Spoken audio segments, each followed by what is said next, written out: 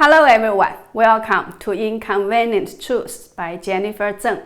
Since I talk about the fast-changing relationships among the US, China, and Taiwan, many new significant events have happened in the past few days.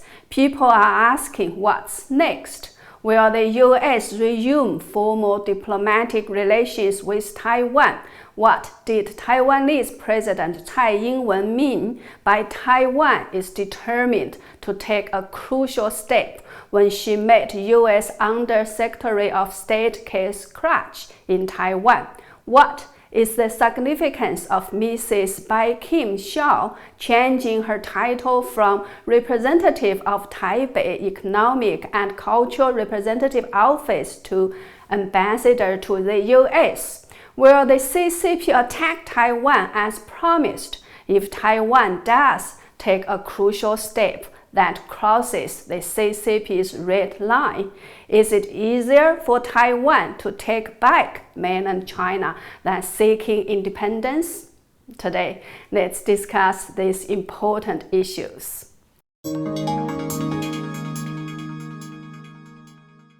First of all, subscribe to my channel now so that you get my regular updates. Second, let's check some of the major events in the past few days. On September 16th, U.S. Ambassador to the United Nations Krach had a lunch with James Lee, Taiwan's top official in New York. Krach called this meeting historic and a further step in the Trump administration's campaign to strengthen relations with Taiwan. On September 17th to 19th, U.S. Under-Secretary of State Krach visited Taiwan. This is a visit by the highest U.S. official in more than 4 decades and happened just about 1 month after another high-level U.S. official, Alex Azar's visit. Compared to Secretary of Health and Human Services Alex Azar's visit, the purpose of Krach's visit was kept fairly vague. Nothing very specific was announced or mentioned. Taiwanese President Tsai Ing-wen hosted a banquet for Krach on September 18th and said that Taiwan is determined to take a crucial step at the banquet without specifying what the crucial step was. Then, one day after Krach's visit to Taiwan, Mrs. Bi-khim Hsiao changed her title on her Twitter account from Representative of Taipei Economic and Cultural Representative Office to Ambassador to the US. Prior and after Krach's visit to Taiwan from September 16th up to now, the CCP's fighter jets, bombers, and anti-submarine patrol craft entered Taiwan's air defense identification zone from multiple directions for multiple times. And the CCP's media used such a title when talking about Krach's visit. It is heroin, but Taiwan treats it like a cure. On September 19th, the CCP's People's Liberation Army Air Force released a video that showed the nuclear-capable bombers attacking what appeared to be U.S. Andersen Air Force Base in Guam. In the meantime, on September 22nd, the Defense Ministry of Taiwan made major changes to its military combat readiness regulations, allowing forces to fire back in self-defense. This means that Taiwan's military does not have to abide by its previous rule of not firing the first shot. Under the changed regulations, Taiwanese forces on the front line will be able to fire the first shot if they determine that the enemy intends to attack. Well, what I just mentioned was a very quick summary of what happened in just a few days. Now, let's do a little bit of analysis. Why did Krach call her meeting with James Lee historical? Because it is indeed historical. The CCP has been very tough on its One China principle, and anyone or any country who dared to challenge this would surely trigger a very aggressive and angry response from the CCP.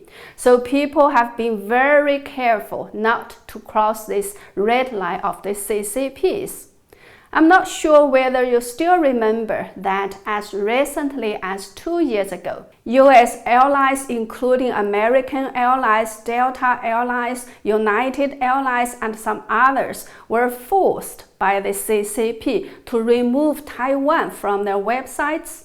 According to the CCP, American Airlines couldn't display a country label for Taiwan or show the word Taiwan in their booking systems. As independent big companies in the US, these airlines submitted to the CCP's pressure and did remove Taiwan from their websites. But now, 2 years later, the US is showing the CCP that it does not care about the CCP's red lines anymore. Furthermore, the fact that the US ambassador to the United Nations was meeting Taiwan's top officials in New York indicates that the US could be seeking to help Taiwan return to the UN. Gary Cohen, representative at the Australian office in Taipei, expressed his support to Taiwan in a tweet on September 21st, saying that we welcome Taiwan's continued contributions to promoting the sustainable development goals and developing universal health coverage. Swazi Prime Minister Abrosi Dlamini also voiced support for Taiwan's UN membership at the 75th section of the UN General Assembly. Then, what about Tsai Ing-wen's expression that Taiwan is determined to take a crucial step?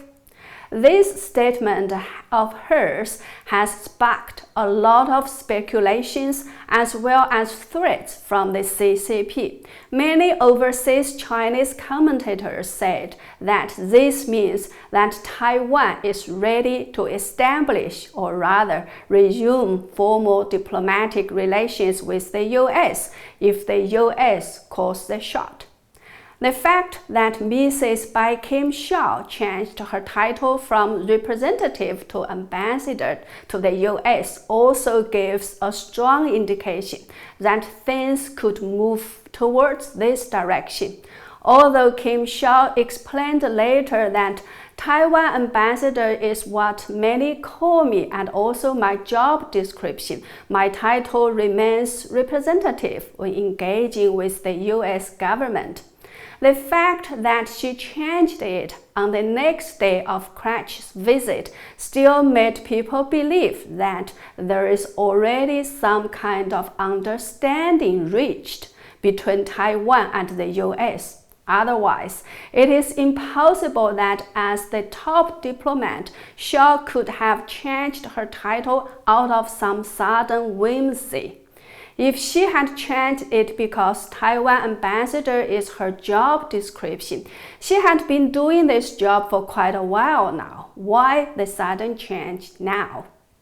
What's more interesting is Tsai Ing-wen's response to the title change. When asked about this very sensitive matter, Tsai Ing-wen said that Bi-khim Hsiao has been working very hard to strengthen the relations between the US and Taiwan, and that she believed that Hsiao will continue to do so no matter what title she carries. Please note that Tsai Ing-wen didn't say that Hsiao should not change her title, but praised her for her hard work instead. So we can view this as Tsai Ing-wen's support for Hsiao's changing of her title. Now, the question is, if the US and Taiwan really resume formal diplomatic relations, how will the CCP react? Will it use force against Taiwan as they have been threatening all the time? Many overseas Chinese commentators are saying that the CCP dares not to attack Taiwan, as Taiwan's military capability is strong enough to deter the CCP. Plus, the US will not let the CCP invade Taiwan without intervention. If the US intervenes, there is no chance that the CCP's army can win. We mentioned earlier that the CCP's PLA released a video showing bombers attacking what looks like the US Air Force base in Guam. That video portrays PLA's Air Force as a formidable and powerful army. However, netizens found that the CCP actually used clips from Hollywood movies in its video that was supposed to be displaying the real scenes and the real power of the CCP's Air Force. For example, this clip was taken from the Hollywood movie Transformers: Revenge of the Fallen in 2009. This clip was taken from The Rock in 1996, and this clip was taken from The Hurt Locker in 2008. So, for a 2-minute propaganda video, the PLA had to use clips from 3 Hollywood movies to show its marvels. So how will such an army perform in a real war? People do question this. Some people also say that if Taiwan does resume its formal diplomatic relations with the US, that will put the CCP and Xi Jinping in a very difficult and awkward position. If they declare war against Taiwan, the result could be the end of the CCP, because that would offer the US a perfect ground to strike off the CCP. If the CCP and Xi Jinping do not declare war against Taiwan, what can they say to their own people to save their face? For all these years, liberating Taiwan has been portrayed as a sacred mission for China. How can the CCP back off from it? Now, another very important question is, how will the US and Taiwan handle their relations with the CCP afterwards? For the US, it has several options. 1. Continue to adopt its One China policy, but regard Taiwan or the Republic of China as the legitimate China, while regard the CCP's regime as an illegal one, and help the Republic of China to take back mainland China. 2. Abandon its One China policy and treat both Taiwan and the CCP's China as independent countries. 3. Maintain its One China policy, recognize Taiwan and the CCP's China at the same time without defining who is China. 4. Maintain its One China policy and try to promote a federal system in which mainland China, Taiwan, Hong Kong, and Macau will all remain independent and autonomous. And what are Taiwan's options? Instead of listing all the possibilities, I'd rather talk about one comment from an unknown Chinese netizen that impressed me very much. I saw this comment more than 10 years ago when the Taiwanese president was still Chen Shui-bian, and this comment was, "Why does Taiwan bother to seek independence? Taking back mainland China will be so much easier." Why was I extremely impressed by this comment? Because 1. It reflected the wish of many Chinese people in mainland China. They hope that the Republic of China can liberate mainland China, which is occupied by the CCP. 2. If we think hard, we will find that this seemingly careless comment contains great wisdom. The Republic of China, represented now by Taiwan, was the legitimate government of China in the first place. It was the CCP that founded an illegal communist regime within China and overturned the legitimate government of the Kuomintang with all sorts of despicable and even evil means. For example, in the so-called Siege of Changchun in 1948, when the CCP tried to seize the city of Changchun from the Kuomintang, the CCP prevented the civilians from leaving the city to exhaust the food supply of the Kuomintang defenders. As a result, as many as 150,000, some say 300,000 civilians were starved to death. That's just one of the evil means the CCP used to defeat the Kuomintang. The world should not have recognized this kind of victory and this kind of killing regime in the first place.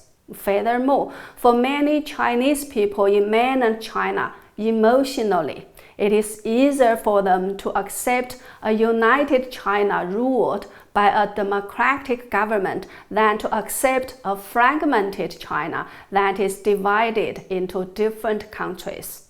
The Republic of China was once proudly the first democratic republic in Asia and one of the founding members of the UN. It remains a vibrant, prosperous, and benign democracy today that can join forces with the free world to fight against the CCP's evil and aggressive expansion. It is fully legitimate for the Republic of China to reclaim sovereignty of mainland China, and the US, as well as the free world, own Taiwan a lot when they recognized the CCP's regime and agreed to have Taiwan driven out of the United Nations. The last question is Taiwan ready? For me, this is the real critical step for Taiwan to take. Although it might sound very astonishing and challenging on the surface, it may turn out to be so much easier than seeking independence, as that unknown Chinese netizen had said many years ago. Okay, that's all for today. Truth, no matter how inconvenient, does save lives. Please do subscribe to and share my channel. Leave a comment about what you think about what I discussed today, and check out my other videos you may have missed. Thank you. See you soon.